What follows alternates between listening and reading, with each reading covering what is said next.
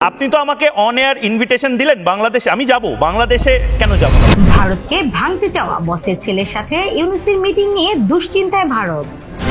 ভারতীয় সংবাদ মাধ্যম রিপাবলিক বাংলার টক শো জবাব চায় বাংলায় ভারতীয় সাংবাদিক মুখ রঞ্জনের প্রশ্নের খোলামেলা উত্তর দিয়েছে বাংলাদেশের অন্তর্বর্তী সরকারের প্রেস সচিব শফিকুল আলম। উপস্থাপক ময়ূখের প্রশ্ন ছিল, ভারতকে যারা টুকরো টুকরো করতে চাইছে তাদের একজন টপ বস জর্জ সোরসের ছেলে অ্যালেক্স সোরসের সাথে মিটিং করেছে ডক্টর ইউনুস। সেই ছবি তারা গর্বের সাথে দিচ্ছে। এই ডিপ স্টেট নিয়ে ডোনাল্ড ট্রাম্প, ইলন মাস্ক সবাই চিন্তিত।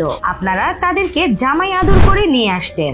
জবাবে প্রেস সেক্রেটারি বলেন, তিনি ওপেন সোসাইটি ফাউন্ডেশনের চেয়ারম্যান, তাই এসেছিলেন। পৃথিবীর প্রচুর দেশে তারা কাজ করে। আপনি কি জেনেছেন তার সাথে আমার জানার অনেক পার্থক্য। তারা গ্লোবালি কাজ করছে।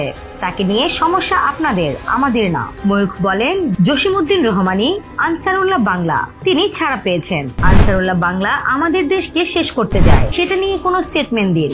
উত্তরে প্রেস সেক্রেটারি বলেন, জসিমউদ্দিন রহমানের ছাড়ার আদেশ হাসিনার আমলেই হয়েছিল। তার যে কয় বছর জেল হয়েছিল তার দ্বিগুণ তাকে রাখা হয়েছে। আমরা যেটা করেছি, সে বের হবার পর তাকে চূড়ান্ত নজরদারিতে রাখা হয়েছে।